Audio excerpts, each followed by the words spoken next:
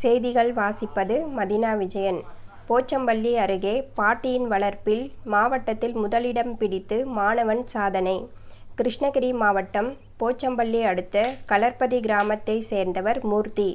வீடுகளுக்கு சுத்திகரிக்கப்பட்ட குடிநீர் எந்திரம் பொருத்தும் பணி பார்த்து வரும் இவருடைய மனைவி சங்கீதா உடல்நலக்குறைவால் கடந்த 2021ஆம் ஆண்டு உயிரிழந்தார். 2 மகன்கள் உள்ள நிலையில் தாயின் வளர்ப்பு இல்லாமல் வளர்ந்து வந்த நிலையில் இளைய மகன் ஆகாஷ் வயது 15 இந்த ஆண்டு மத்தூர் குணா மெட்ரிக் மேல்நிலைப் பள்ளியில் 10ஆம் வகுப்பு படித்து வந்தார். இந்நிலையில் 10ஆம் வகுப்பு தேர்வு முடிவுகள் வெளியானது.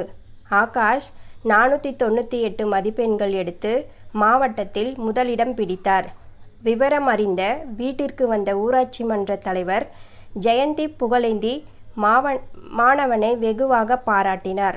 இதைத் தொடர்ந்து குணா மெட்ரிகுலேஷன் பள்ளியின் தாளாளர் குணா வசந்த அரசு பள்ளியில் அதிக மதிப்பெண் பெற்று சாதனை படைத்த மாணவர்களை பொன்னாடை போற்றி பரிசுகள் வழங்கி பாராட்டினார்.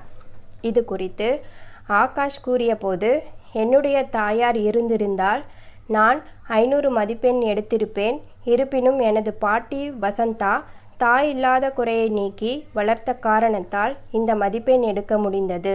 ஆகையால் இந்த மதிப்பெண்ணை எனது பாட்டிக்கு அர்ப்பணிப்பதாக தெரிவித்தார்.